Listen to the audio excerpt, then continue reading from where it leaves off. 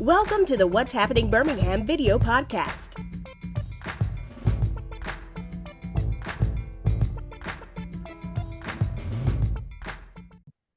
Hello, everyone. This is Jarvis S. Scott with What's Happening Birmingham. I'm back again. I like to call it, she's my favorite Birmingham City Councilor, Councilor Wardine Alexander for District 7. Councilor Alexander, how you doing today? I'm doing great today. How are you? I hope you're doing well. Great. As you all know, I always love to bring the councilor on to kind of give us an update, what's going on in her district. So, Councilor Alexander, I always love you update me on the 3 C's. So what's the 3 C's? Thank you so much. Well, since I'm serving, and let me start first by saying I continue to be humbled and proud to serve the residents of District 7, and I am grateful for the opportunity to serve. And since being in office, I've concentrated on 3 C's: community revitalization, community cleanliness, and now that we're out of COVID, I'm concentrating on community health and wellness. So I'll be glad to update you on what we're doing this month and through the rest of the summer as we concentrate on the 3 C's. Under community revitalization, I do want to give an update on capital projects that are currently underway within District 7. We have 2 capital projects that are going through the design and development phase.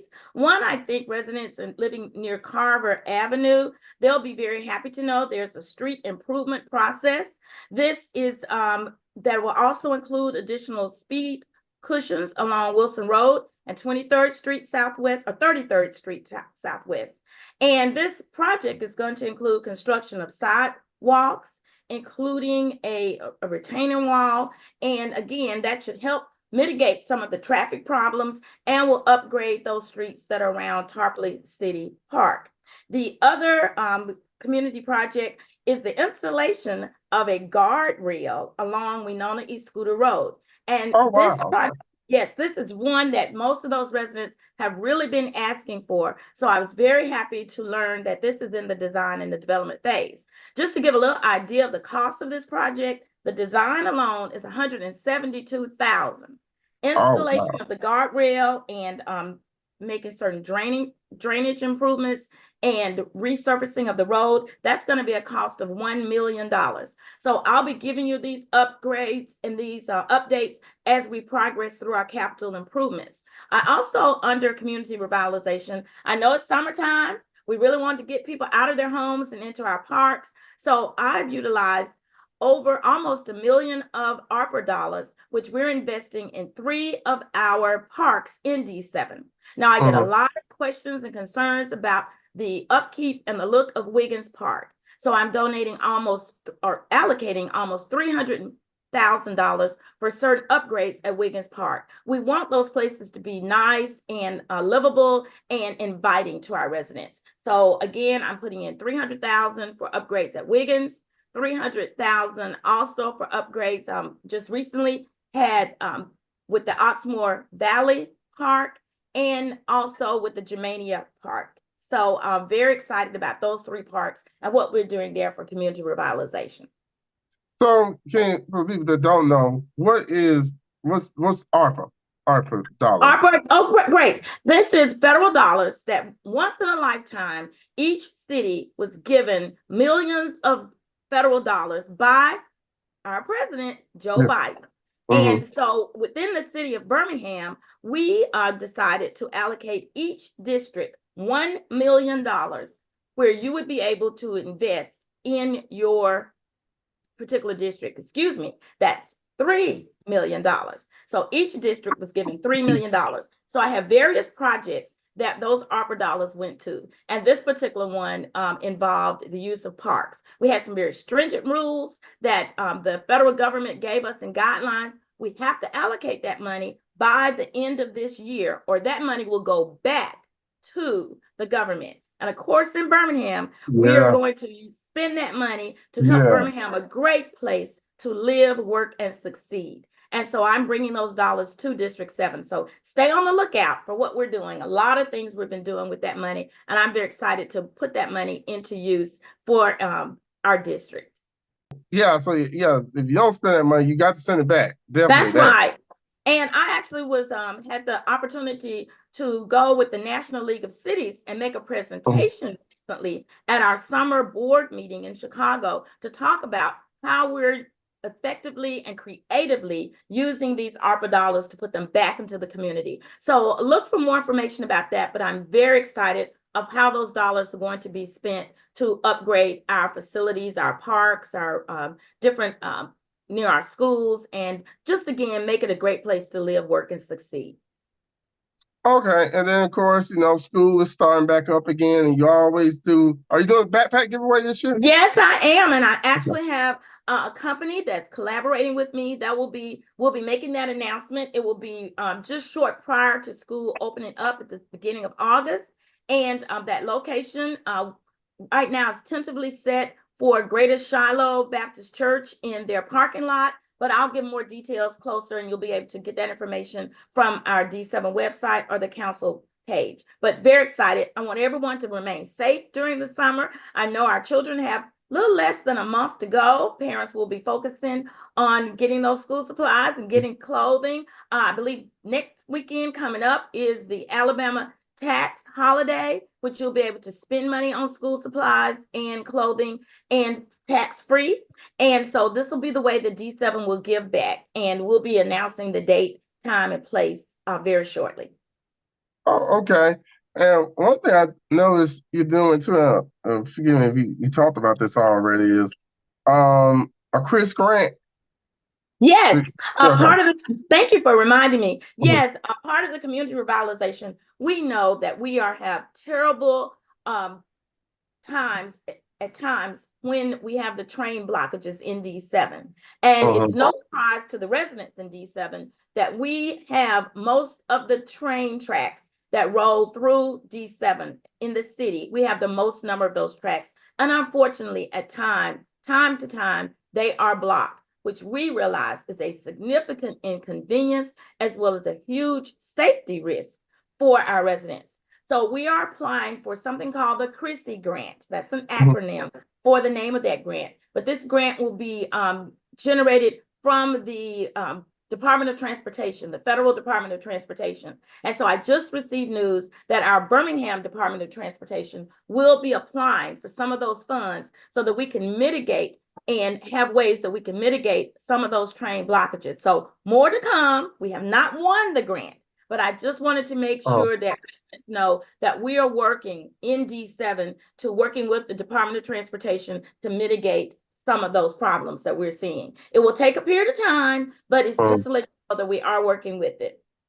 I did not know that was most of the train tracks. Yeah, we have a significant one, and unfortunately, it is a little bit because of our location and the fact that we know there was redlining, and when people were designing cities and neighborhoods, often they put those type of industrial barriers within our communities.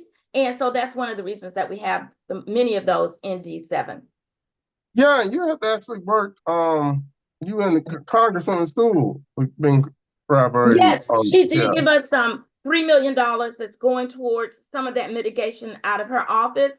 Primarily, a lot of that is not in D7, but those dollars are on the way. Okay, and finally, the Safe Summer series. Let's talk about some fun in the summertime. Yeah. Yes, I am excited again. I'll be hosting the first Safe Summer Series concert.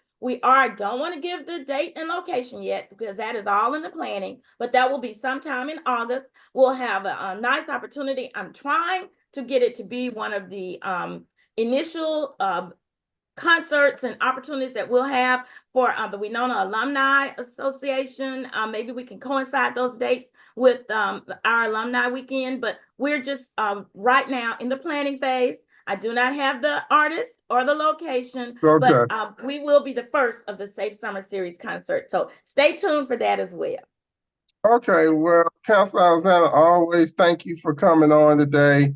One last thing too. Anything update with the trash pickup or anything this month?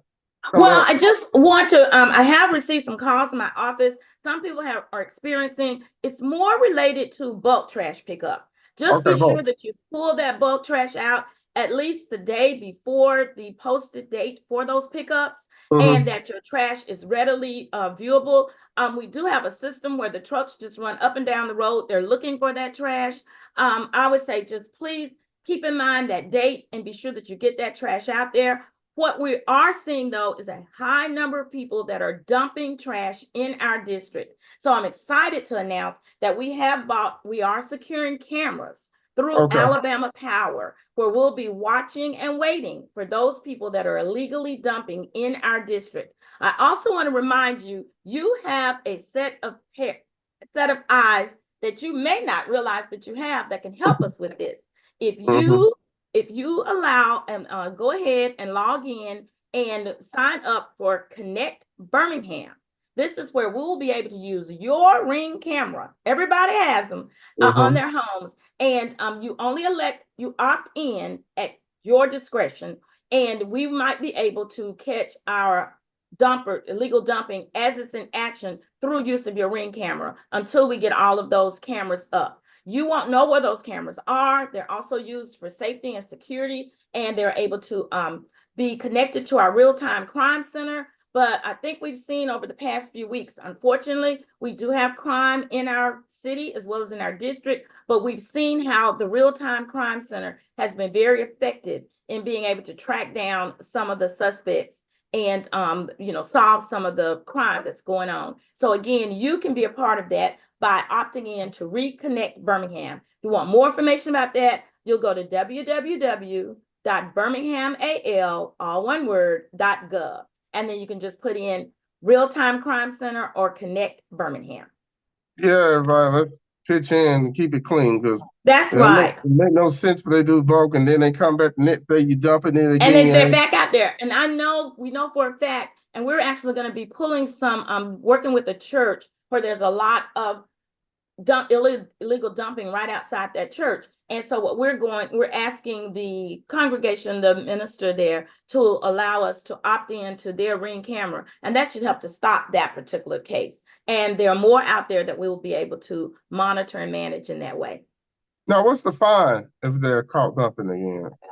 $500. You know, the state doesn't allow us to go over a $500 limit when it comes to local fines. And so that can be up to $500 for the illegal dumping. Okay. But everybody, let's pitch in now. That's right. Remember, in D7, we don't just talk about the problems, we come up with solutions. And that's not just me in my office, that's working with all the residents in D7. Yes. Well, Councilor Alexander, thank you again for coming on. Looking forward to seeing you at the concert series coming on. That's right. On this summer. Maybe next time I'll do an interview out there at the. That would be great. Let's do that. Yeah. And I just want to say, I wish everyone a safe and happy summer. And again, in D7, we want everyone to live, work, and succeed in a great way. Yes, everybody, stay cool. That's right. Hydrate and stay cool. Hydrate, stay cool. Check on the elderly people. Yes. And also, and check on the pets too, because they get hard quick. That's right. Thank you so much. Thank you all. Bye-bye. Bye-bye. Thank you for watching the What's Happening Birmingham video podcast. Please check out our website, app, or subscribe to our YouTube channel for the latest videos today.